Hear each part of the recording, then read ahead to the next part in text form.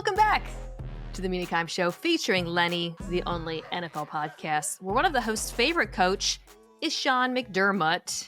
That's Lenny. That's Lenny and Mina Kimes. Sean McDermott is going to be a topic today because Kevin Clark of This Is Football fame, now on ESPN2 twice a week or an hour long? Or hour long, sure. Hour long, is here to do something we have now done long enough to the point where I was actually thinking about, amidst the constant 24/7 Bill Belichick, Jordan Hudson news cycle. What happened? That will not be discussed on this, but I do remember discussing with you whether or not Bill Belichick still belonged on our list of top 10 coaches near the end of his reign in New England. And I feel like leaving him off the list at the end actually looks better today. Well, the big thing, I dropped him as top GM early, and then there were people like, well, he understands rosters and all that stuff. And I was like, yeah, I get he understands basic economics. He drafts bad players. So he's not the best GM anymore. Not great. Is he a top 10 ACC coach right now? I don't know who the top Can you name? Yeah, I was gonna say how many ACC names? This is your account. Yeah, we're not gonna do ACC coaches. TBD. We're doing NFL coaches. So we are once again doing our annual top 10 NFL coaches list. We are each doing a list. We always have some fun dissent. And then we're going to get through those in the first half of this podcast. And then the second half, I threw a curveball at you. We're also going to do top 5 front offices each. Mm-hmm. I'm not ranking mine. I don't know if you ranked yours. I'm just doing top 5. I ranked mine. You ranked yours. Okay, well, maybe I'll... My goal is to get everybody as angry as possible on the show. Because then the third thing we're going to talk about is really getting people angry. It is, but it's incredibly subjective. The third thing is something you and I have joked about doing for a long time, which is our top 5 fan bases, which I imagine our lists will be wild. Mine is just, it's wildly subjective.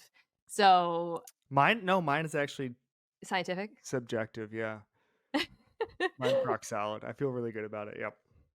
So if you're listening to this and your team, your coach is not named, your GM is not named, it's quite possible your front office, rather, you will be named as a top 5 fan base because there are some very good fan bases of very bad teams. But we're going to do the coaches first. And I'm going to do it the same way I did last year, which is I just want each of us to do our top 5 first. So I'll do my top 5. You do your top 5. And then we'll each do the back half of the list. You're the guest. Why don't you go first and give me your top 5? I think we're going to have some dissent here. All right, number 5, Mike Tomlin. Okay. Number 4, John Harbaugh. Okay. Number 3, Dan Campbell. Okay. Number 2, Sean McVay. Number 1, Andy Reid. Damn it! We have almost identical lists. Where do we differ? Okay. I'm going to go in reverse order. Okay. Number 1, Andy Reid. Well, actually, that's confusing because you did 5 to 1. Okay, Tomlin got demoted on my list. He has been in the top 5. I think every year we have done this. Mm-hmm. But listen, at a certain point, all those playoff losses and some of the decisions around the quarterback position, and it's just, it adds up for me. So he is still, spoiler alert, in my top 10, but he is out of my top 5. In above him, you and I always fight about this guy every year. Kyle Shanahan, still a 5 for me. He's in the back half of my top 10. And then I'm going for exactly identical. It's Harbaugh, Campbell, McVay, Reid. I'm going to say this. So you have Shanahan ahead of Mike Tomlin. I do. I mean, I have him ahead of, like a lot of everyone else. I would like... Yeah. Can I just say why I have Tomlin? Yeah, let's do that. Let's have the Shanahan versus Tomlin discussion here. All right. So first of all, Mike Tomlin, as we know, always gets results. And maybe it's not the top level. Maybe it's not the Shanahan level Super Bowl the last few years. I understand that. But you're going to win games you shouldn't. I think he has that skill. He's much better at that than Kyle Shanahan is. Kyle Shanahan is amazing. And I was going through some of the offensive stats. Jimmy Garoppolo has the best yards per attempt among active players. And when Brock Purdy qualifies for that stat, he's going to shatter that. Brock Purdy is going to have the highest yards per attempt in the entire NFL among active players by about a yard over Mahomes and Lamar Jackson. That is astounding. And that's Kyle Shanahan, right? If you're breaking Jimmy Garoppolo's record, I'm going to say it's not a coincidence. I don't think Jimmy Garoppolo and Brock Purdy are the two best quarterbacks of all time. Only Niners fans think that only online Niners fans think that Brock Purdy is the best quarterback of all time. But the way Mike Tomlin manages personalities and gets results out of rosters that have been diminishing, frankly, and whether or not he's influencing that roster is sort of a separate discussion. He's that no one from the Steelers is in my top 5 front offices. Spoiler alert. But thinking about the George Pickens trade, for instance, right? The guys who leave Pittsburgh, like at this point, I would almost hang up the phone if Mike Tomlin's like, I have a skill guy for you. Because we know what happens when personalities leave Pittsburgh at this point. I think George Pickens has a high ceiling in Dallas, but I also think that I'd want someone like George Pickens coached by Mike Tomlin, and I think he's going to get better results out of DK Metcalf and the guys who are there. So for me, it's a body of work, and it's just that if I have a random team full of 53 randomly generated players, I'd rather have Mike Tomlin coaching that team from July 24th to February than Kyle Shanahan. Ooh, It's close. I could not It's disagree close. more. I could It's not disagree more close. with that. But Kyle Shanahan does one demonstrably, one clear thing better, which is he coaches the quarterback better. I would put most things in Mike Tomlin's sort of corner there, regardless of everything else. Mike Tomlin, we all know, has not had playoff success over the last few years. Mm-hmm. To me, his demotion is a reflection of that. But I would add this. I think like we sometimes look at the Steelers and we think, well, it's just the quarterback position. They just have not gotten it right at the quarterback position, and that's not Tomlin's fault. Yeah, maybe he hung on to Matt Canada for too long and whatnot, but it's not his fault that they haven't found a quarterback. But honestly, like when you look at some of the last year's playoff loss, it wasn't just the quarterback position that caused them to flame out at the end. The defense laid a major egg as well, which is something we put more at his feet. So I just feel like at a certain point, you got to punish the guy for not getting it done in the playoffs in recent years. Whereas Kyle Shanahan, okay, it's time for my annual defense of Kyle Shanahan / expression of utter disbelief that any Niners fan has turned on him. To be clear, I don't have him like 23rd. I have him 6th. I'm not going against you.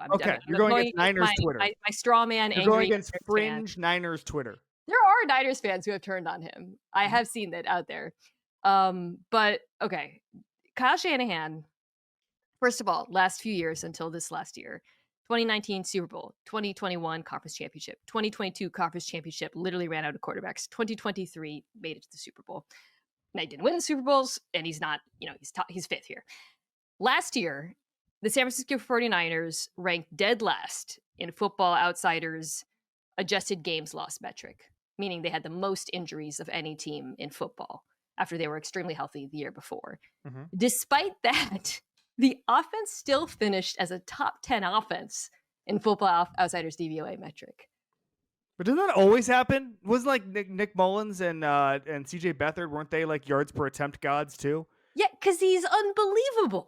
Like if I mean, I have him behind, as we discussed, Campbell and Harbaugh and whatnot, but I honestly feel like, to go back to your hypothetical exercise, if I was building a team from scratch, it would be hard for me not to start with Kyle Shanahan, just simply knowing the floor that you get with your offense when you have to rebuild. So there's 2 things I'm going to push back on. Here's number 1. I've always had trouble reconciling. So like we used to do these lists a decade ago, and people would have Pete Carroll like 2nd for coach and then John Schneider like 2nd for GM. And I always say, well, one of those, unless they've built the greatest team of all time, which I mean, they had a really good team, but obviously there were other teams in that level. One of them is getting propped up by the other, right? So first of all, I think the Niners have a better front office and better players than the Steelers. But second of all, I look at this Niners team, which has had in Shanahan's era 4 losing seasons. 6 wins last year. I think he's had 4 wins at one point. And I just see a team, and again, it's it depends what you're after with a head coach. Do you think Mike Tomlin, given that team on July 24th, would have won more games? This team with all the injuries, all of the breaks, all of the things that went wrong for the Niners. Do you think Mike Tomlin would have won more than 6 games with that team? No. Okay. I really don't. Yeah, I hear what you're saying. Tomlin, the reason he's still in my top 10 is his ability to like squeeze. Right, but Yeah, that's what I'm bucks saying. I'm and stuff. saying Yeah. I think come hell or high water, there you'd have gotten that team to 9 wins. The other thing I would say is I would probably hold them equal in terms of like the analytical aspect of things. We're going to talk about a few coaches where that comes into play. I don't think either of them are on the cutting edge, shall we say, of No. decision making, and they both get dinged for that. So okay, we had the same 4 guys in the same order.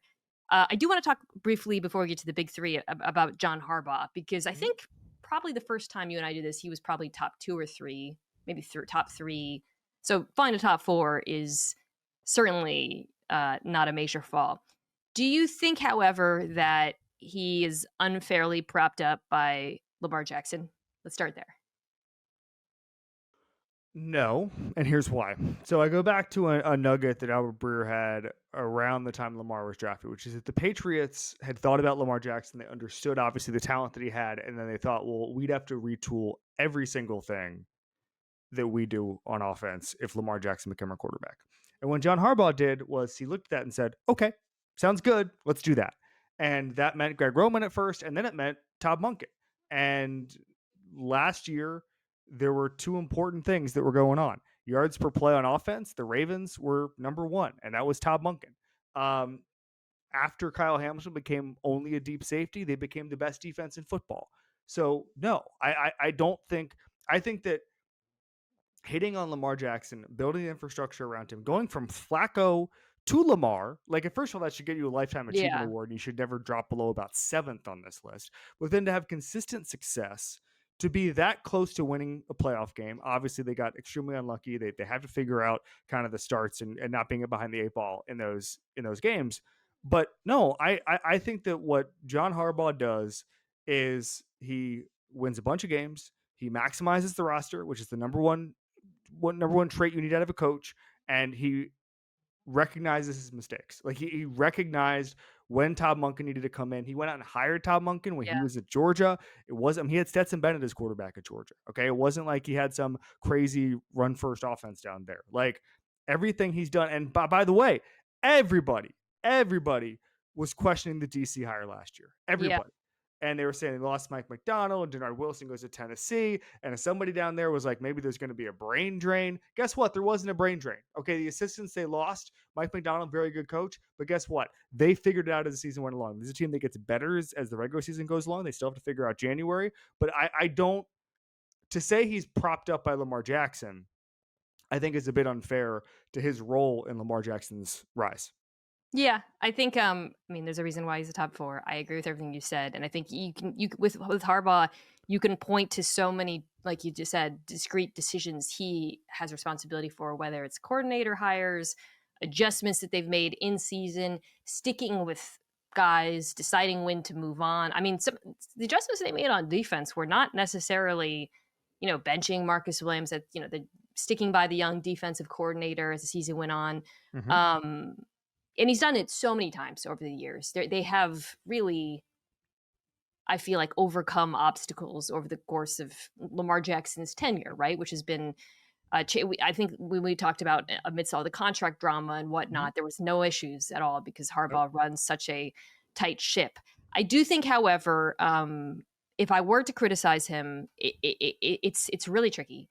But the Ravens in recent history have blown some big leads, and that led them to be in a bad position, right? Come playoff time, or worse position than perhaps the quality of the team. Because this team finished first at DVOA. Like they're by many metrics over the last 2 years have been the best team in football, but there have been leads blown, and then in the playoffs, it's like there's just been like strange execution errors, and you never want to look at something like Mark Andrews having the most worst game of his career and say that's John Harbaugh's fault. But over the course of a body of work, when you're suddenly like, okay, it's like, wow, they keep having these execution errors. At a certain point, the coach does get dinged for that, fairly or not. Not so much so that he's out of our top 4, but I do think you can kind of say, okay, like this is, John Harbaugh has to get over the hump for his, him to rise back up into the top 3. But there's a reason he's fourth because, so for instance, he's never going to have a culture change like Dan Campbell. So we can't rank him above Campbell unless he wins a Super Bowl in the very recent history. Obviously, he's won a Super Bowl, but we're in a what have you done for me lately kind of league. Sean McVay has done that. Andy Reid has done that, obviously. And so it's actually really hard for John Harbaugh to go up unless he wins Yeah. like 2 straight Super Bowls. Like Yeah. he's kind of fourth there for the time being. And I think you can nitpick a little bit, but I really do think that you can't ding him on a lot. So I actually, I Campbell, Reid, and McVay, I believe you could put in any order, honestly. I don't think they're, I actually feel like you could make a case for any of them to be one at this point. And I don't remember if I have said this. Actually, the votes came out. I actually voted for Dan Campbell as coach of the year above Kevin O'Connell, who won, who I think is amazing and who is going to make an appearance on my list. But I thought what Dan Campbell did in the second half of last season, when all the Lions players started dropping like flies, just getting better in some metrics as the season went along. Like, how do you do that? You ran out of bodies and you got better. That's culture. And it just like he continued fearlessness, not just in terms of obviously the aggressive decision making, but he never backs down from the challenges of playing going deep into the season and what happens beyond that. I think it's remarkable. I think McVay I put above him really just because of this is, I mean, how the season ended, the fight they took to Philadelphia, the defensive game plan versus Minnesota. I think he deserves a lot of credit for. And again, a season where everybody thought this is going to be like a, maybe treading water type year with the defense being so young, consistently outperforming expectations. Of the three, perhaps the guy I would, if I was in a vacuum starting a team, he might be the one that I start around. Is there a case in your mind for either of those two guys to be above Andy Reid? I know it's not how you rank them, but yeah. So Dan Campbell, how the way he's empowered everybody in the building is just incredible, and I think that one thing I don't like, and I would never compare the two, but like it almost reminds me a little bit of Marvin Lewis, where they started making the playoffs consistently with the Bengals, and then people forgot how amateurish the Bengals franchise was. I'm talking about in the 90s, where they were like 1-15 every single year and 2-14. And so then it went from Marvin Lewis as a miracle worker to what a joke Marvin Lewis is, right? Like it became that roller coaster. And the one thing that I'm going to remind all the Zoomers for the rest of my life, because the only way Dan Campbell goes up this list is if he wins a Super Bowl soon, right? But like his turnaround of the Lions franchise is unlike anything I've seen in my life, in my football life. That was a franchise where very few people could get it right at a high level. Now there were stops and starts. Obviously, Jim Schwartz had a season. Jim Caldwell had a season. Matt Patricia was a tire fire. But like this was a franchise that was never in the mix with the Packers. This was never in the mix with some of those Vikings teams. And then he changed everything. And I think that you should be eternally reminded of how special of a job that was. And then what happened? He kept getting better and better and better. And now comes his biggest challenge, which is replacing the offensive coordinator who did a ton of that work. But they have a great offensive line. They have Jared Goff. But like the reason Ben Johnson wanted to stay, reason Ben Johnson was ever there was because he'd been empowering Ben Johnson since Miami, since he was assistant tight ends coach and Dan Campbell was tight ends coach. And so now we get to see the next act, which is him developing a staff. And I don't think, and Aaron Glenn, obviously, but the evidence with Glenn and Johnson suggests it's not like those are the only two guys he ever empowered. The evidence shows that I think he's going to be able to repopulate with a lot of guys who would freaking die for him in football terms or literal terms. I don't know. And then I also just think that we sometimes, have I told you my theory that because Dan Campbell looks the way he does, people think he's a defensive coach? Like nobody, like he looks like a defensive coach, right? He still has a mind. And I think I've said this to you before. Like he told me the reason he goes from fourth down is because when he was with Sean Payton, he saw how scared defenses were when he went for it on fourth down. Like he's still the head guy. And I say this all the time, but there's a thing in Seth's book where he talks about where Belichick lost Charlie Weiss and Cornell. And someone came up to, I think it was Mike Lombardi, and said, "Oh, Belichick lost both of his assistants. You know, it's going to be a big thing." And Lombardi said to whoever it was, he said, "It's all Bill. It's all Bill." And my guess is that anyone attributing a fall this year to Ben Johnson are going to learn that this is way more Dan Campbell than maybe people think. Did you see that? I think it was a Democratic state representative from Michigan or someone who was saying like the Democratic guy needs to be more like Dan Campbell and like stop using data and just like What? go with our guy. I might be misrepresenting what she said, but many people have made the point that like Dan Campbell is actually the perfect blend of Yes. confidence and football mindset and what you just described, but he also meets with the data team. Like he has a profound understanding of He really does. he is really the like person that should run for office, frankly. That's 100% correct. But but real quick, to answer your question, I don't think there's a case that Dan Campbell or Sean McVay yeah, should be number one in the question. I think what Andy Reid has built in two places with multiple quarterbacks proves that he's the best coach in football. here's why. So I had Sean McVay over Dan Campbell because Sean McVay has done the thing already where he has shed multiple coaches and come out on top. Dan Campbell now has to do that, right? And you and I both have confidence he can, but there's just more proof with Sean McVay. And of course, he has a Super Bowl as well. Andy Reid, I think, here one reason why I ended up putting him over these other guys, well, it's a little bit of a spoiler, but like I don't have the Chiefs as a top front office right now. I think of these teams, Andy Reid actually there's issues on his roster, and I think those issues, not that every other roster in the top 5 is perfect, but I think yes, obviously getting to play with Patrick Mahomes as your quarterback makes life a hell of a lot easier as a coach. But I do think Reid's Chiefs and, just now it's been multiple seasons have overcome some major roster issues over the years that he also deserves a ton of credit for. So he remains the king. Don't need to spend a lot of time talking about that. I suspect our back 5 will be a little bit more divisive. Okay, I'll go first this time. I'm going to go 6 through 10. Starting with 6. Yeah, starting with 6. Okay, I'll do the same. It's the most confusing. We need uniformity here, or else we're going to be... I know. Yeah. Okay. Let me scroll down. All right. You're not gonna like this. Okay. Yeah. 6, I already don't like it. 6, Sean McDermott. 7, Kevin O'Connell. 8, Mike Tomlin. 9, Matt LaFleur. 10, Nick Sirianni. He's back. Yeah. You just can't keep him off. All right. 6, Kyle Shanahan for me. Okay. 7 is Sean Payton.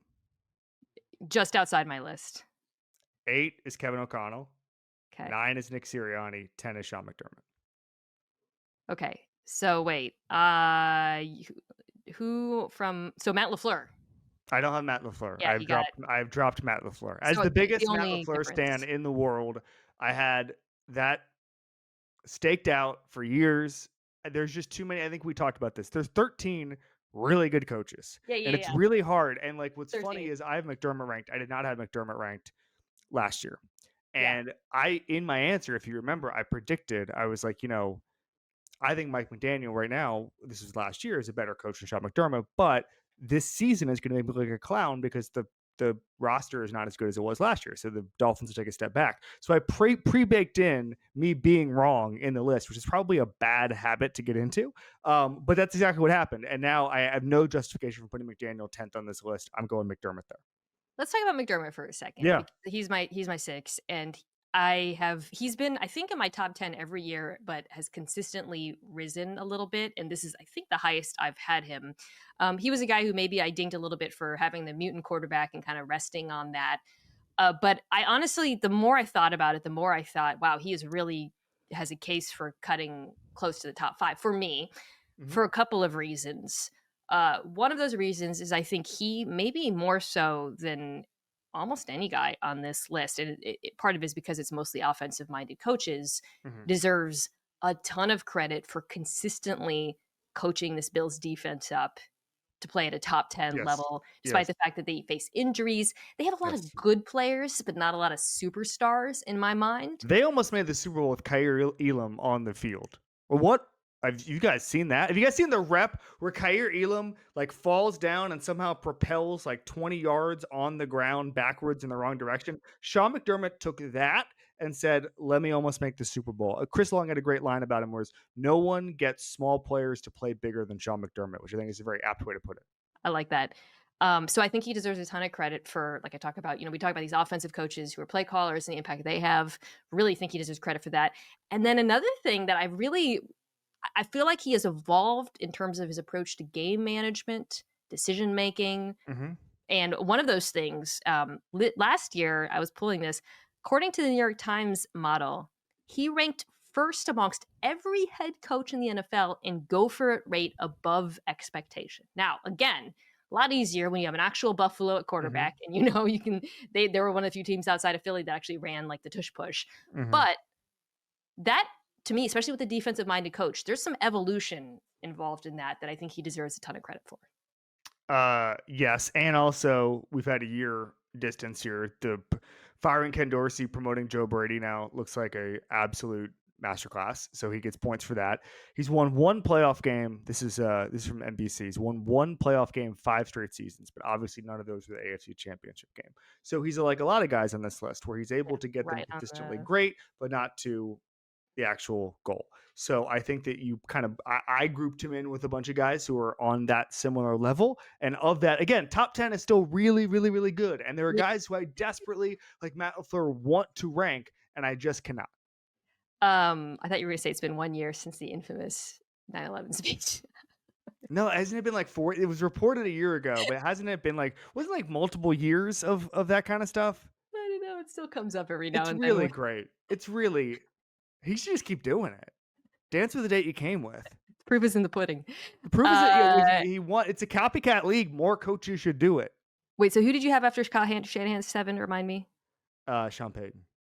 Okay, never heard of him. So that's the other one I want to talk about. So you had Payton on the list. So just outside, you both agreed it was like 13 guys, right? I had Payton, Harbaugh, Jim Harbaugh, and I still have D'Amico Ryans. Yeah, I wanted to rank both those guys. Hey, so you don't have Sean Payton on the list? No, yeah, he's outside my list, but he's in my 13. Great, what an honor.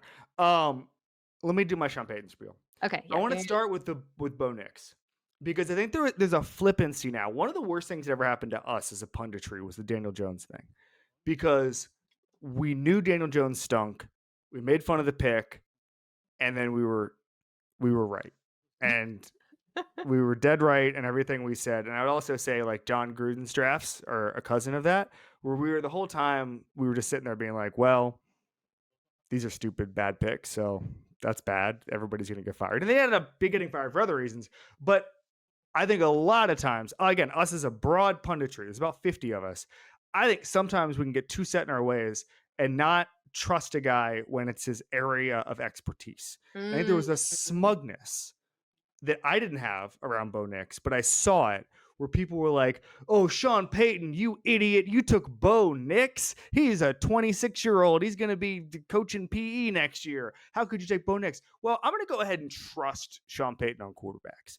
And when I was talking to someone this morning, actually, we're talking about how good that roster is going to be this year and how Sean Payton has gotten them. And remember, they lost picks because of Russell Wilson. They lost picks because of Sean Payton. And they got their roster, A, that George Payton put a really good roster together. B, the team has gotten a lot better. The offensive line is awesome. It's one of the best defenses in football.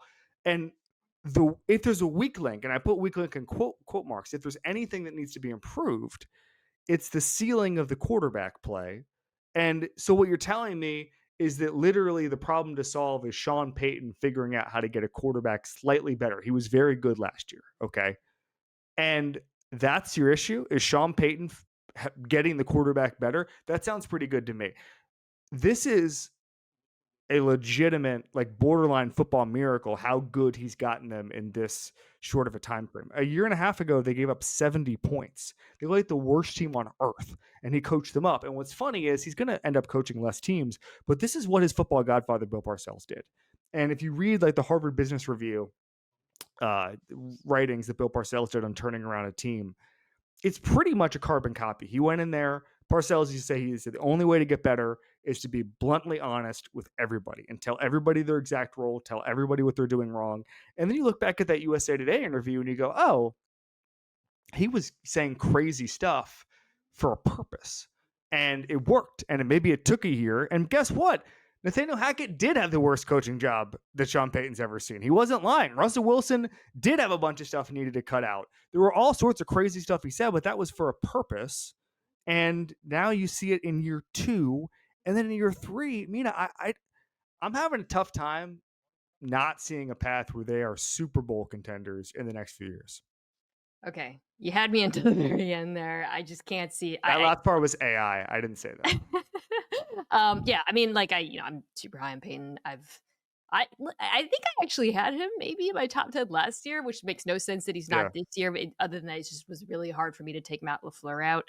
And then Nick Sirianni forced his way back in. Let's do Nick Sirianni in the end.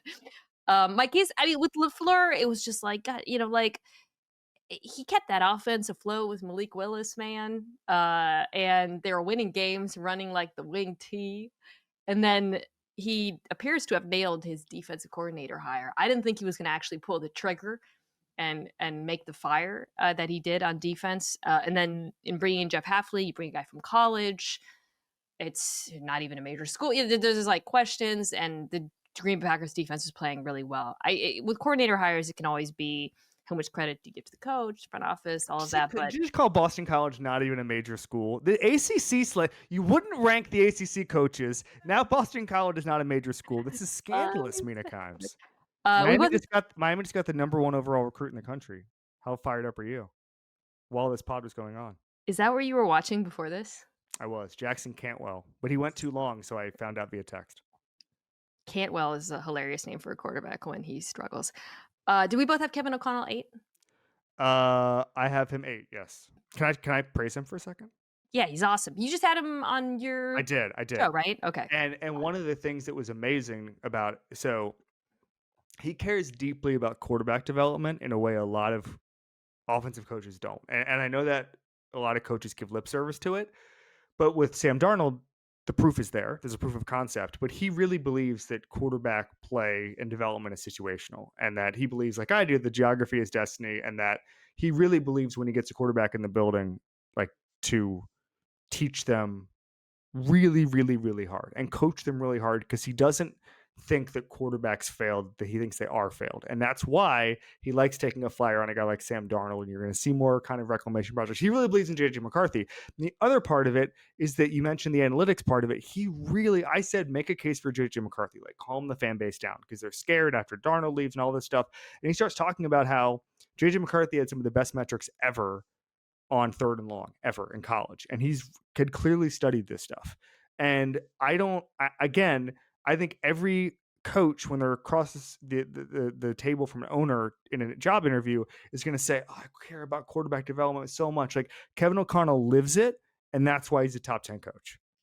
I really like the way he talks about football too, which is, on one hand, it's like, okay, well, that's just a media thing. What does that have to do with coaching? But I think there's a level of transparency, to your point, talking about interviewing him when he speaks after games about the mistakes he made. You can tell that he's somebody who is constantly self-scouting and evolving. And, when we think about the guys who have had like incredible longevity in this league and continued success and the ability to continue adapting and growing, it's a common thread. He's very modern thinking. He's clearly a really good manager. Definitely like maybe the most normal of the coaches that I've talked to you've talked to a lot of these guys. He's got to be high up there. Super very tall. Very tall. Are we giving him a little bit of a tall boost? Does he have tall man privilege? Possible. It's certainly possible. Yeah, he's like sneaky tall. Well, tall privilege. You forget sometimes that these guys, so Liam Cohen is in the same boat. You forget that these guys played at least college football. Liam Cohen is one where like facially he doesn't look played. Then you what the hell is going on? I met him in Palm Beach. I was like, what the hell is going on? He gets credit for obviously Brian Flores slam dunk, home run, every sports metaphor hire. But then he also like is very fortunate that, but Andy Reid is very lucky that Steve Spagnuolo is there, right? Sean Payton is very lucky that Vance Joseph coached the hell out of the defense last year. But the head coach's job is hiring, delegating, giving those guys control, and understanding what they do. Okay, just obligatory Nick Sirianni you mentioned. I mean, the guy's been to 2 Super Bowls and won one. I couldn't keep him out of the top 10. Also, like, Eagles fans, you're not allowed Yeah.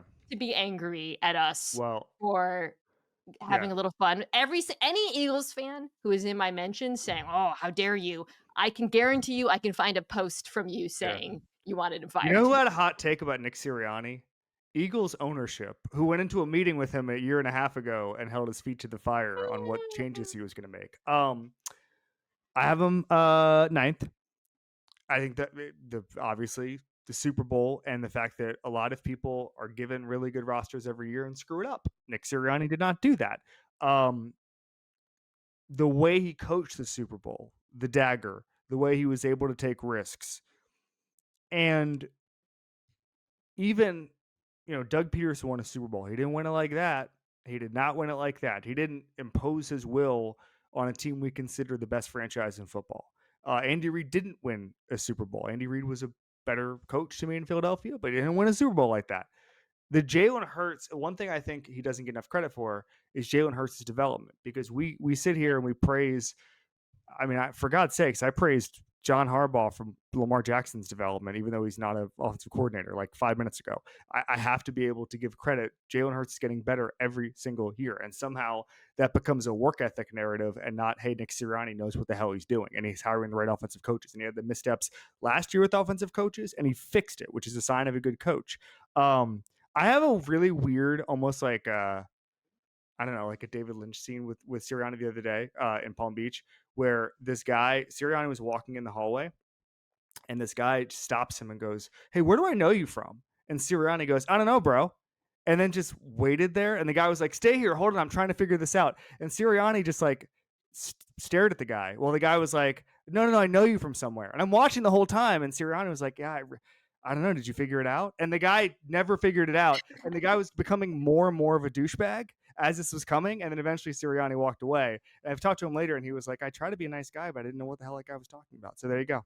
I don't know if that was a good story or not. Ability to handle all types of personality. Like, it was incredibly charming to me. I think Sirianni understood that other people knew who he was and they were watching this guy be really awkward with Nick Sirianni, and Sirianni was letting it hang there. It was wonderful from Nick Sirianni. Can I say, though, not to do the whole like magazine reporter thing where we're trying to take a single anecdote you witnessed and transpose it onto his coaching ability or character, handled all the AJ Brown weirdness incredibly well. Like, he gets credit for that too. It's the most talented roster in football, but it's not without its drama.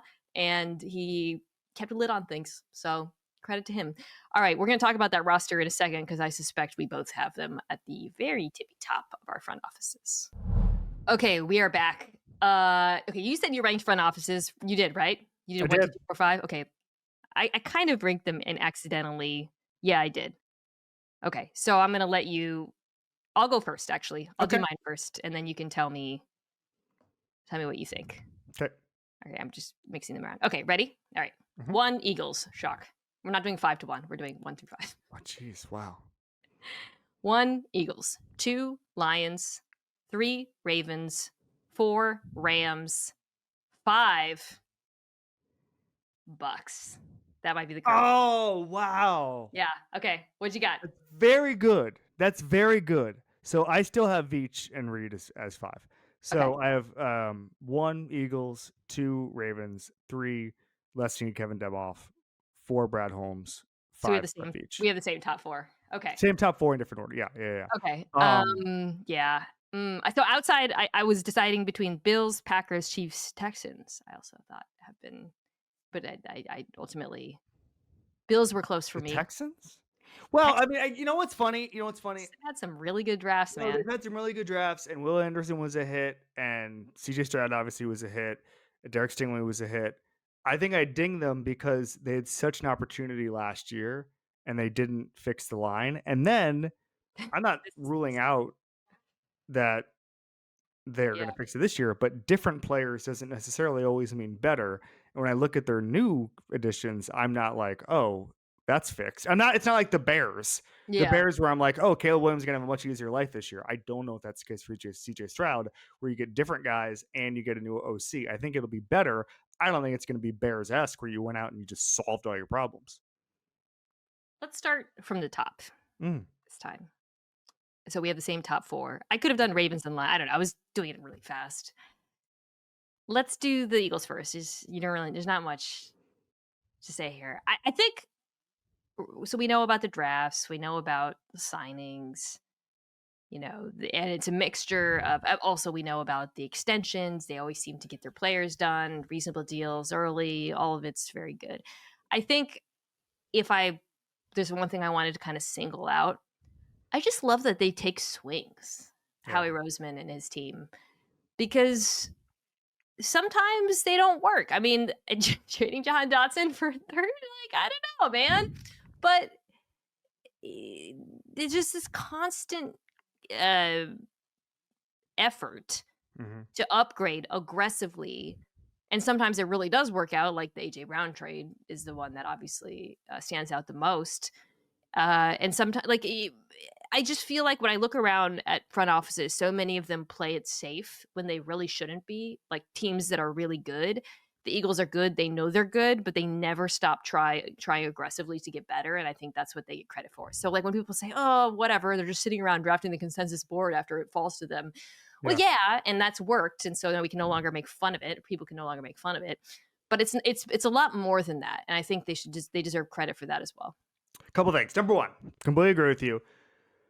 Good drafts and good teams generate more drafts and more good drafts and more good teams. And what I mean by that is once you have a great roster, you no longer have to draft for need ever. Like ever. Like they don't have to do it. So what do? They take best player available and value in every single spot. They take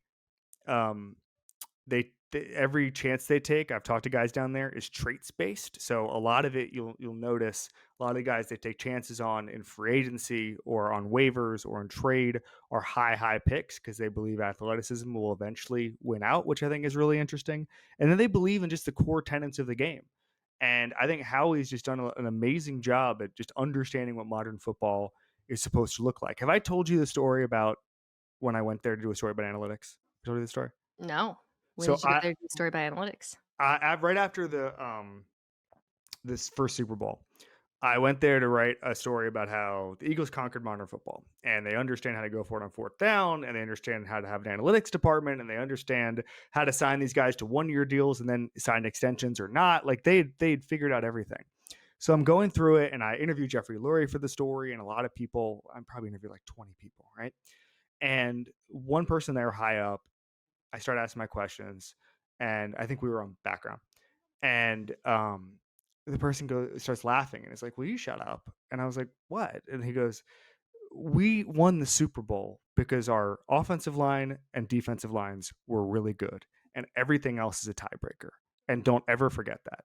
And you can sit here and say, okay, we won because we were aggressive with the Philly special or whatever, but the reason everything happened is because our lines were strong."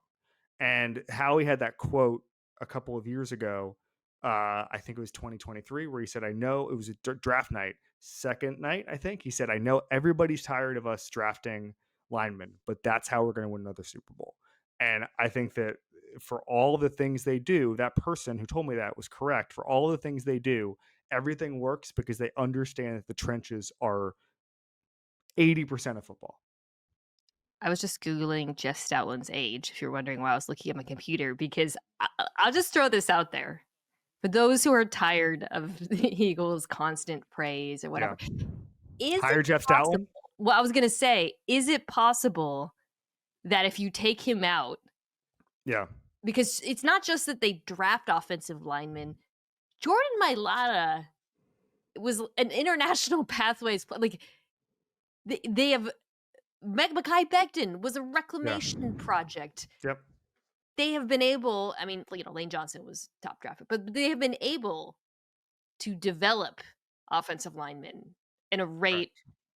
I think about like when Dante Scarnecchia retired there is no silver lining because he's only 63. Maybe they're silver. Should he be I hope, president? dude, I hope Jeffrey Lurie pays him like insane money. He was at Miami. He was at Miami when I was there. I have this theory about should this happens in college sometimes. Should like the Giants make him offensive coordinator? Does he want to be?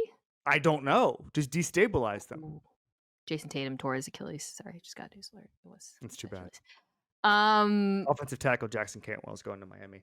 I have this theory. You're not going to care. So do you know that Brian Hartline, the former Dolphins receiver, is like the best recruiter in the country? Yeah, Are you aware of this? I've heard this, possibly from you. I've thought many times. Stephen Ross his name's on the business school at Michigan. The best thing Stephen Ross could do for his alma mater is to hire Brian Hartline as the offensive coordinator of the Miami Dolphins. And I'm surprised just to destabilize his alma mater's biggest rival. Why don't more owners play 4D tests like that? I wish more owners actively tried to screw with other teams It is maddening. I would love to be vice president of hijinks and trolling for a team. I was talking though so we're talking about a position coach. I was talking to Derek Thompson about this, about like why don't teams just pay? Is this part of abundance? Could be. Okay. Like why don't NFL owners or teams like pay coordinators $1 bazillion? And the problem with coordinators is they want to be head coaches, right? So like it's not like, like Steve Spagnuolo still wants to be a coach. He's talked about that, right? So it's not like this hack where you can just give a guy $1 million, but like maybe like a guy in his 60s, like Jeff Stoutland, Jerry Jones. What are you doing, man? Well, or I mean, more than anything, Jerry Jones could like make Jeff Stoutland the CEO of like an oil company for $35 million a year. He doesn't have. Who's to say he has to be offensive coordinator? Be like, hey man, I have a refinery that needs a president. Eagles fans are so mad. Well, you're the number one coming up with okay. Ravens and Lions. We both have after this. Let's talk about the Ravens first. I'll think about which one I would have. I mean, part of the reason I ding the Ravens was Lamar versus Goff. Like the Lions built a wagon around a quarterback who was seen as non-functional. The Ravens have the opposite, but they also built a really, really good football team. So you have the Ravens second. Mm-hmm. What was like is it the drafts? Is it the deals? Like, what do you admire most about them? Everything seems thought out. Like minus their statements about releasing kickers accused by 16 different women of sexual misconduct. That wasn't particularly thought out. That was not thought out. The draft picks and the player acquisitions are thought out. And like you think that Kyle Hamilton, we talked about the defense getting better. Wait till you see Malachi Starks next to Kyle Hamilton. Everything makes sense with them. And I don't think the one thing I'll say, and maybe I'm wrong, maybe Ravens fans will get all mad at me, but I don't remember anything, kind of like the Eagles, I don't remember a problem that the Ravens had lasting more than one season, which I think is the mark of a good front office. That's such a good point. Because right. Like when you think about the Cowboys, I'm like, oh, the run defense again, year after year, and it really feels like the Ravens are really good. That's a really the Orlando Magic have needed shooters since 2011. The Seattle Seahawks offensive line hasn't been good since Lenny was born. Looking at some of the Ravens draft classes, last year, Wiggins, Rosengarten both look really good. Before that was Zay Flowers and Trenton Simpson. The previous draft, the Kyle Hamilton draft, is the one that's like, holy smokes. Kyle Hamilton, Tyler Linderbaum, Travis Jones, Isaiah Likely, Daniel Falele, Charlie Kohler, who plays for them. Like it was just smash, smash, smash. Smart contracts always around the margins, whether it's bringing a guy like Derrick Henry, extending veteran pass rushers who seem to come in like Kyle Van Noy, who are awesome. Ronnie Stanley extension, paying their own, was the single best deal, I thought, of free agency. They just do everything really well. The trade for Roquan, they take Smith. I was just about to mention Roquan. Yeah. Just really, really, really well-run organization. The Lions, I think you got to start with the drafts, right? Over the last 2021 through 2023. I'll just read you the names of the players. 2021 was Panay Sewell, Alim McNeil, Levi Onwuzurike, and Amon-Ra St. Brown. This is Brad Holmes' first draft. Then Aiden Hutchinson, Jameson Williams, Kirby Joseph. Last year, Jahmyr Gibbs, Jack Campbell, Sam Laporta, Brian Branch. I mean, that's a 3-year run. That's like, whew.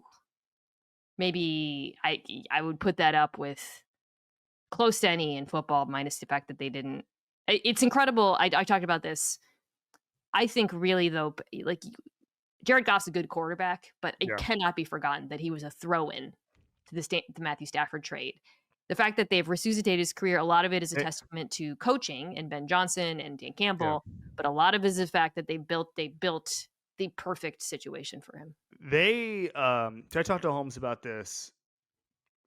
I don't know if it was Goff's first year or second year, but they were adamant that they wanted to build around him. They were adamant that they said essentially like they didn't come in. Holmes had told me this. They came in with a kind of wait and see approach to everything, and they didn't mean to tear it down to the studs. But then Matthew Stafford asks out, and one move leads to the other, and then all of a sudden you've got nothing. You've got no talent base with which to work.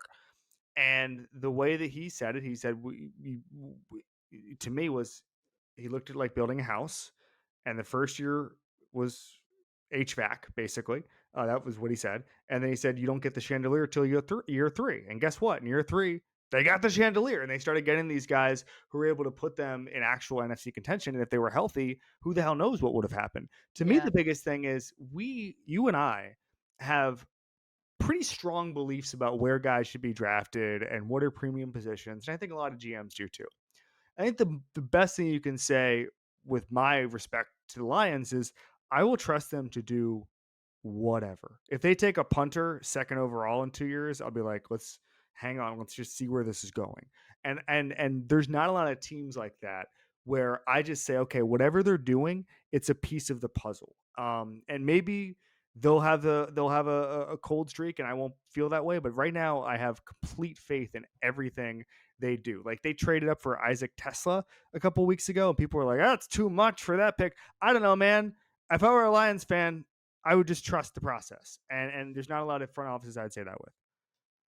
Yeah, I feel the same way. Like I was like wary of criticizing any of their draft picks this year. I was just, I just it at this point, the track record is really hard to dispute. If I say this about the Chiefs, there are things that get to be post takes. So like the Patriots were post take for like a decade, where that you just cannot have a coherent take because you've been burned so many times. And the Lions front office right now is there where it's like I am. There's no take other than let's see how this plays out because I trust them. I also like a lot of what they've done in free agency over the years. Even like minor players like a Tim Patrick comes in and perfect fit for their offense. They kept him around this year. To me, he's like the perfect example of like, okay, when we already have the roster in place, we don't have a lot of needs. We can find guys who have been, are available on the street. And on the street is always a weird thing to talk about. Like they're not on the street, anyways. Okay. So we both have the Rams next. Right? It's a weird on the street. We need a new name for a street. Couch free agents. That sounds weird too. Oh boy. You're driving around. We both have the Rams next, correct? We do. Okay. Do you remember the 2-track thing with the Warriors, where they were like we're both playing for the present, but also building for the future at once? It was like a stated strategy. Temporal piercer from. Do you know what I'm talking about? I don't know what you're talking about. Wait, what is the movie? It's with the Christopher Nolan movie. Tenet? Yes, Tenet. I'm sorry. Have you seen Tenet? I have not seen Tenet, but can I spoil it for you? No. It's a Christopher Nolan movie. I might watch it someday. You should watch it. Everybody who's seen it knows the reference I'm making, and everybody who hasn't seen it doesn't need to. I didn't spoil anything. It sounds similar to what I'm describing that the Warriors were trying to do, which was just watch Tenet and then text me later and say you were so right. Okay. The two-track approach, which failed miserably they had to move on, right? And well, some of that had to do with Draymond Green, punching a dude. But the point is, this idea that a team can both be all in with older players, but then also rebuilding at the same time with younger players. The Rams did it. It's so hard to do, and the Rams did it. And you have to give Les Snead all the credit in the world. The fact that they did F them picks, won a Super Bowl, and then immediately became competitive again through, in part, the strength of their draft picks is unbelievable. The last 2 years, just the last 2 years, Steve Avila, Byron Young, Kobe Turner, Puka Nacua is going to go down, and it's an all-time draft. This last year, Jared Verse, Braden Fisk, Cam Kitchens, Miami's own, Jordan Whittington, Bill Lomer, those guys played. The defense, post Aaron Donald, was supposed to go off of a cliff. The fact that it didn't is Les Snead's masterclass to me. So remarkable organization, top to bottom. A place where players want to play, go out and get Devontae Adams. You keep Matthew Stafford this year. You can point to numerous free agents decisions over the years. Clearly one of the class front offices of the NFL. So what I like about them is they're all everybody in that front office and coaching staff, extremely confident in their abilities, very chill, not cocky, and humble. And what I mean by that is, I asked Les Snead on my show last week. We taped it weeks ago, but it aired on ESPN2 last week. Tell me the process of replacing Aaron Donald. And he said it took 5 top 100 picks to do that. 5. And I think there are some front offices that say, well, here's our Aaron Donald replacement. And it's like, no, I mean, one of the things they did was we can build him in aggregate.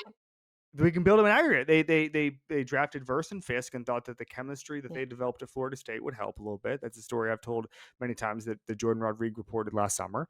But there was a humility in saying, okay, again, it is literally the Moneyball scene. It is literally, we cannot replace Aaron Donald. Let's do it in aggregate, which I think takes some humility. I think everybody DaCosta said it recently about the paper, the Richard Taylor paper about how the loser's curse, where basically you should just get as many draft picks as possible because there is no super drafter. I think the best GMs, including Les Snead, they all understand there's no such thing as a super drafter. There's nobody who's going to sit there and say, we're going to do this with Aaron Donald. And I think you see that. They throw numbers at problems. They understand how to do it, and then they give it to a coach in Sean McVay who knows what the hell to do. It's funny that his protege, if you will, the Jags GM, went F them picks to trade up for Travis Hunter. That'll be interesting to see how that, but he's, the bet is that he's such a special player. But to your point, that's it's what not a lot of people say. Yeah, this guy's different. Okay, so I had the Bucs and you had the Chiefs, right? Yep. I understand the impulse to leave off, and I have such a huge respect for Jason Light. I don't want anybody to think I have him as my 31st best GM. Okay. He's probably 6 or 7. I don't know. I didn't do a top 13 like you did for coaches, so I don't know where Jason Light is, but he's certainly in that mix. And kind of like the other teams that we've talked about, like everything is thought out. They don't miss on a lot of guys. Everything seems, they draft guys a year early instead of a year late, which is important. But I'm still going with Brett Veach. And part of it is that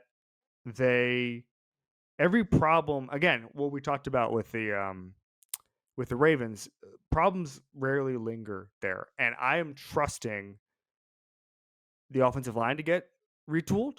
I'm trusting like the Joe Thuney trade to work out in some vague way.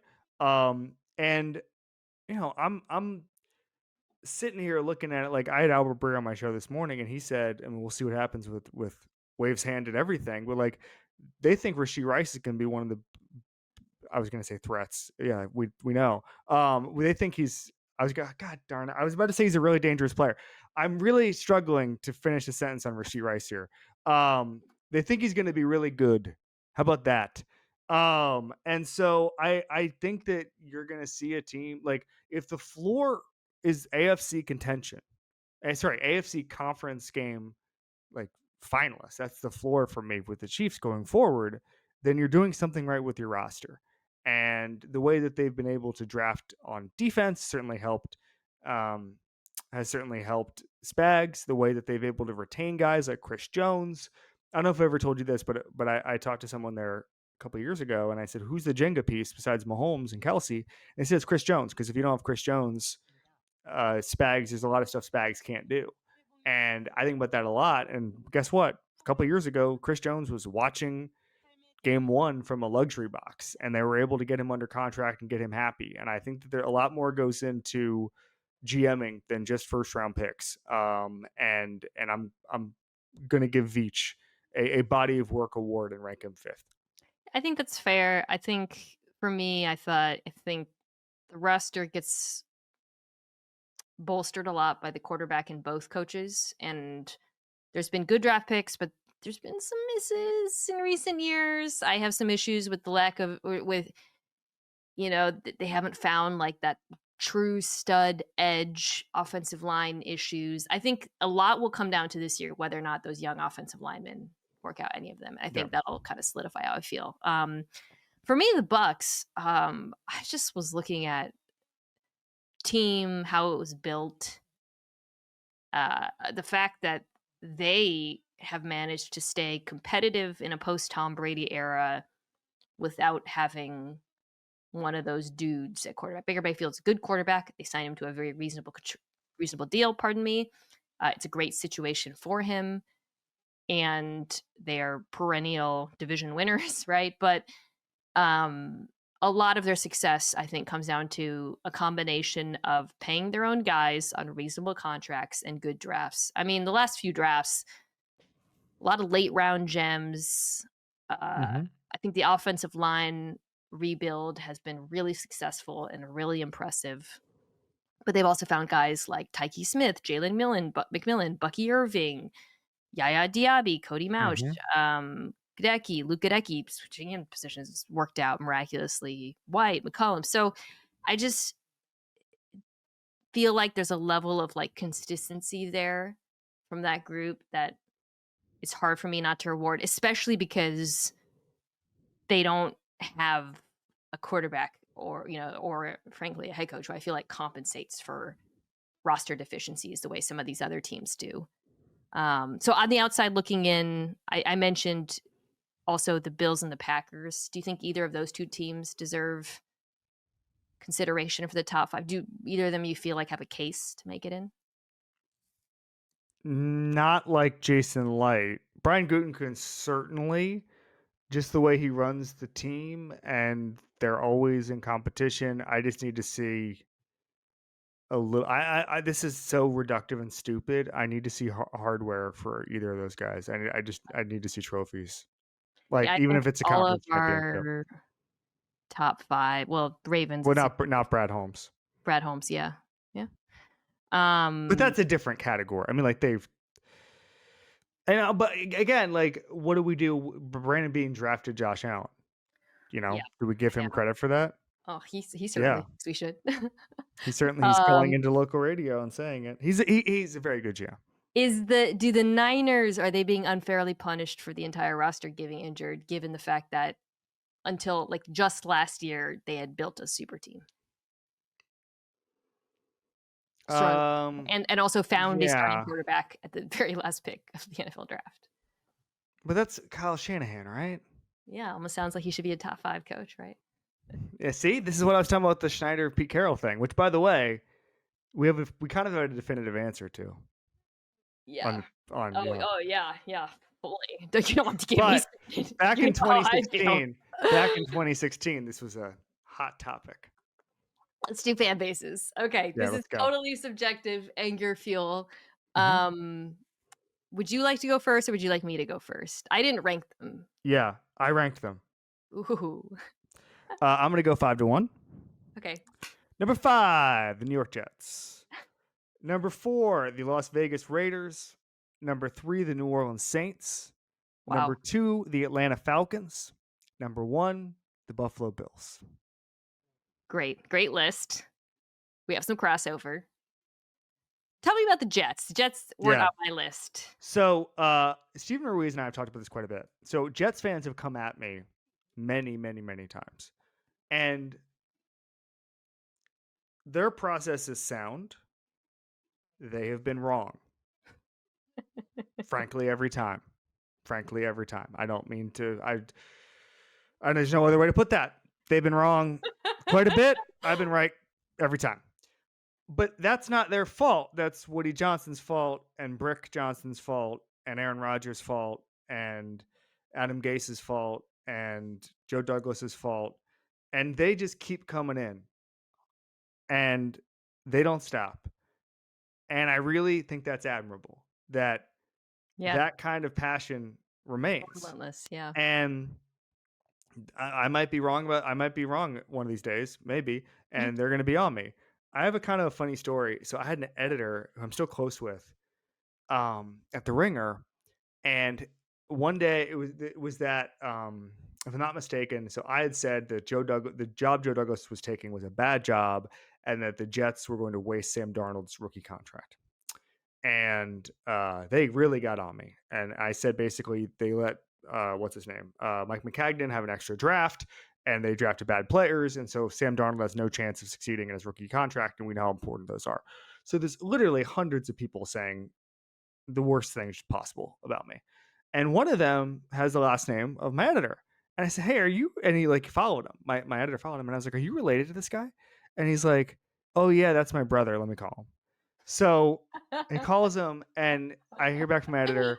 And by the way, it's not Sean Fantasy, who's a Jets fan. It's not Sean Fantasy. And he goes, "Hey, my brother said he's like a huge fan of your work, and he loves Slow News Day." And I said, he's in my mentions saying the worst possible stuff about him. And he's like, "Well, yeah, he said he came with the Jets. That's just what he's going to do." And I was like, "Oh, okay. Like that's the reflex. Like that's the reflex is you came with the Jets. I'm going to come at you." And I think there's something hugely admirable about that. Just remain annoying, remain steadfast, and one day Brick Johnson will have figured it out. All right. The Jets didn't make my list. Well, can you repeat yours again? 5-1 really quickly. 5 Jets, Raiders, Saints, Falcons, Bills. Holy smokes. We have 3 of the same teams. Okay. Just realized. Wait, Saints, Falcons, Bills. Oh, wait, no. 4 of the Saints teams? No. I'm sorry. No. Okay. 5 Raiders. I ranked them while you were talking. Oh, good. 4 Saints. Okay. 3 Lions. 2 Bills. 1 Falcons. The Atlanta Falcons are the best fan base in the entire NFL. They have been through the most, I would argue. I don't care if Browns fans are screaming. Nobody has been through 28-3. Sorry. They by far have the weirdest team. Every weird thing in this latest, the prank call thing. Nate Tice had a great list of all the weird fines that they've endured. They endure all of this constant, ongoing humiliation with, I don't want to say grace, but equanimity, poise, resilience. They also have the perfect blend of nihilism with a tiny bit of hope that I find unbelievably charming. Yes. And they act as if, especially media members who criticize them, as if we walked into their apartment when it's very messy, and they're kind of like, "Yeah, we know. Like we know." They're not defiant, being like, "This is a clean room." They're like, "I'm sorry, we didn't. This is kind of embarrassing." Like they get it. And we've talked about this. Yeah. If the Sixers had done what I meant the Sixers because the whole process smugness, but if the Philly fan base had gotten a hold of the Penix Kirk Cousins thing and we criticized it, they'd go, "Oh, you don't get it. You're not smart enough to get it. Oh, I'm so sorry you don't get it." And the Falcons fans are like, "I don't know what the hell is going on. We'll figure this out." And the entire premise of the Falcons organization since the day after Kirk Cousins was signed is that Michael Penix is the best quarterback in existence. And I don't know what the hell is going to happen there. But I do know the Falcons fans are taking it, as you said, with grace, in stride, and I admire them. Most of them understand, at least most of the ones that I've interacted with, that the James Pierce trade in the draft, the criticism is warranted, but they also are allowing themselves to get excited and hopeful that one of these pass rushers that they've drafted will work out. Again, I would say the phrase I would use is they're rooting for the pilot. They're on the plane and they don't know what's going on, but they are rooting for the pilot to stay in the air. every Falcons fan in my life I like. Laura Rutledge, quietly a Laura Falcons Rutledge. fan. People don't talk Is that about this. true? Yeah, she hides it. She doesn't talk about it very much. She's from Tampa. She has I forgot the original origins of her Found Falcons fandom, but she is a Falcons fan. Saints, I got to throw in there too. Again, NFC South fans are all pretty good. If we were doing divisions, I think I would probably put them up there. Have you been to a Saints game? Not in person. I recommend it. The entire town. So I've actually got this theory that the reason the Saints can't ever tank is because the city just revolves around the Saints in a way that, like, if you were on Bourbon Street or that area at 11 o'clock on a Sunday, like, the energy is palpable. And I don't think they want to go 2-15 because of what that team means to that city.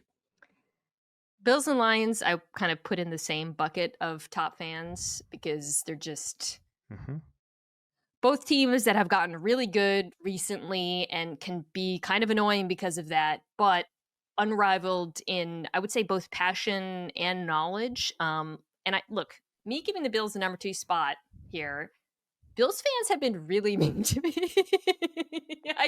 Yeah. Particularly because I voted for Lamar Jackson as MVP. I'm mentioning that not to complain, but to point out my respect for, it's not, yes, some of them it's gotten a little personal, but a lot of them have come at me with very, I'm talking full grad level dissertations on why Josh Allen should be MVP and why I'm a moron. Talking about specific weather conditions on certain days, the wind chill, and I respect it. I just wanted to let you know, Bills fans, I respect it. Also, a lot of them are nice and cool, and I have a lot of Bills listeners.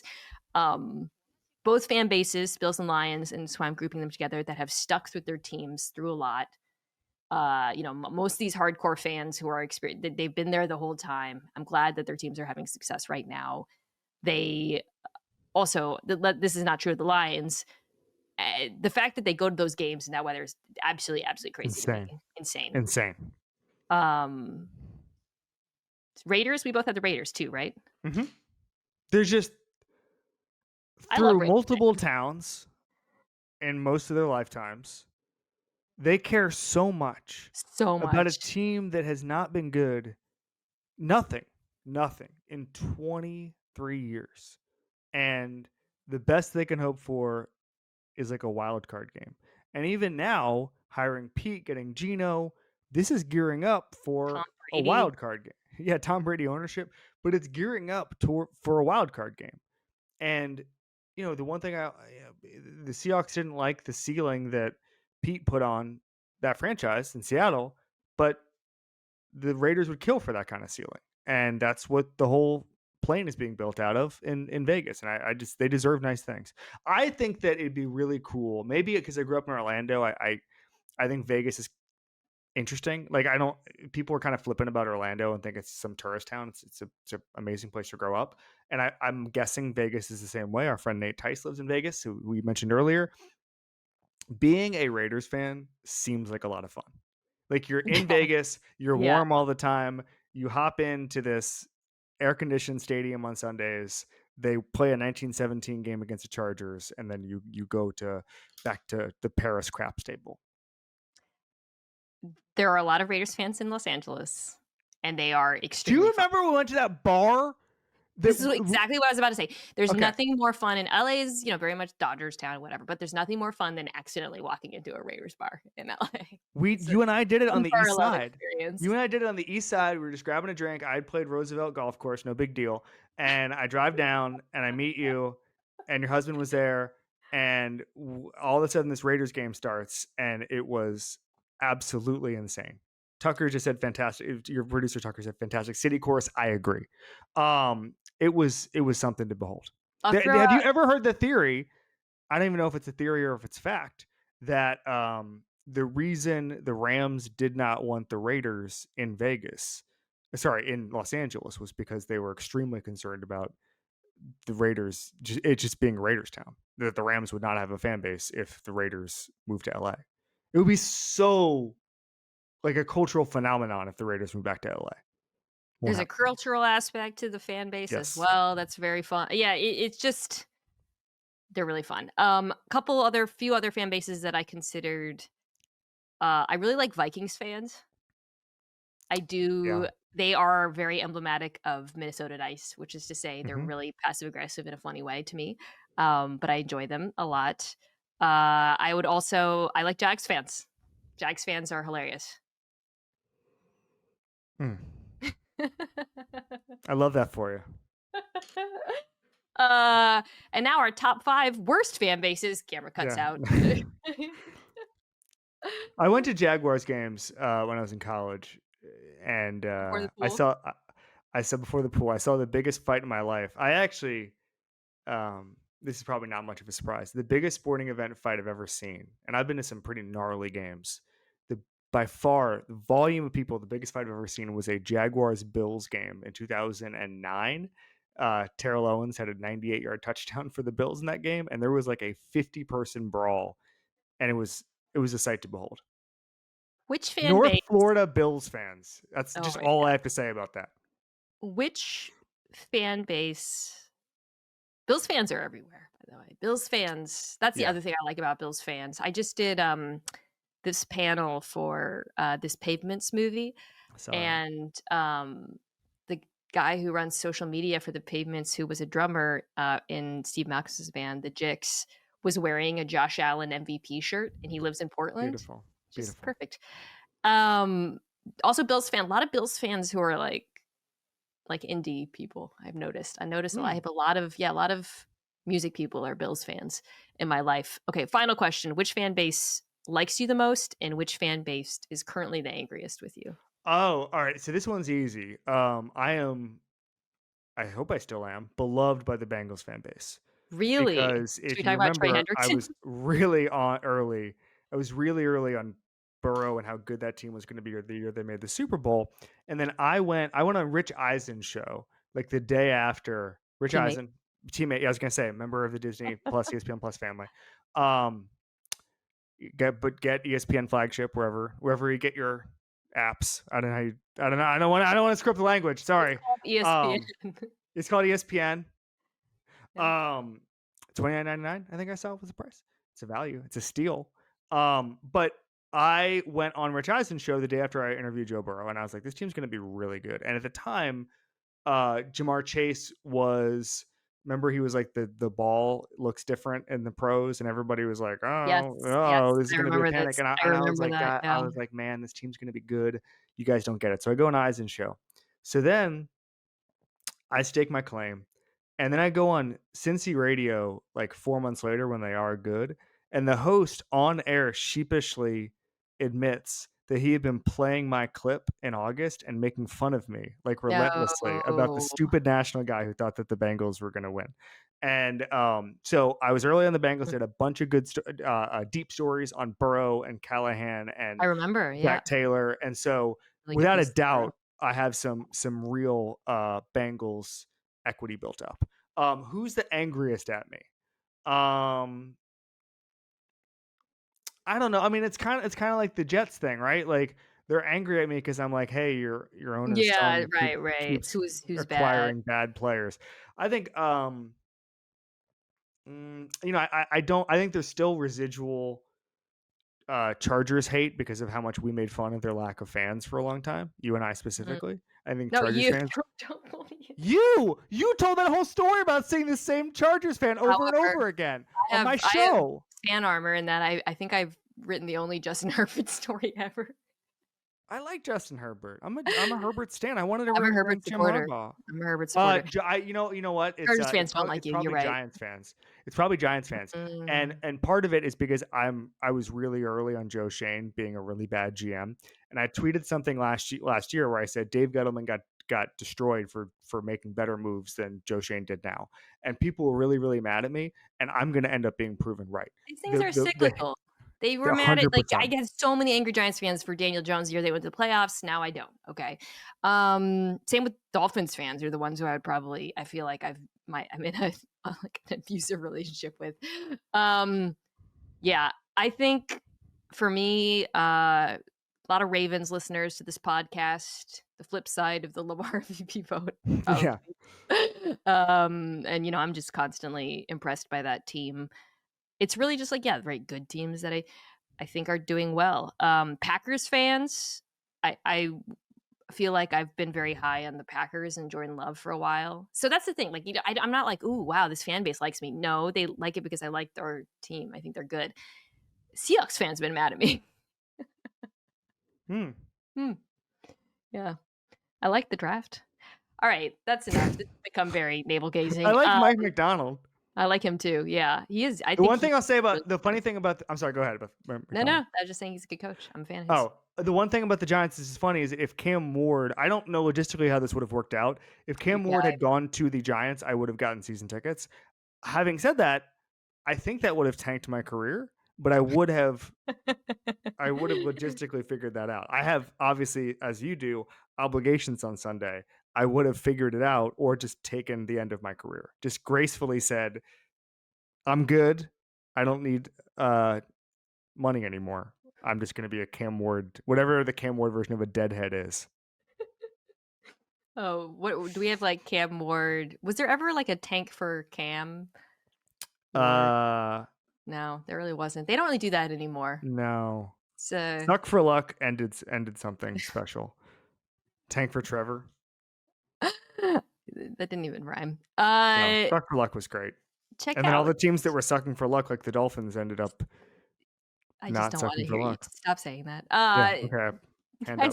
My go bad. to check out Kevin's excellent show if you want to hear some of those interviews you talked about. This is Football, also produced by the amazing folks at Omaha Productions. I want to thank them as always for making this show. Kirsten Sebecki, Anthony Jimenez, Owen Saylor, Tucker Tashjian, Jack Foster. You can check this podcast out on ESPN2 on Thursdays.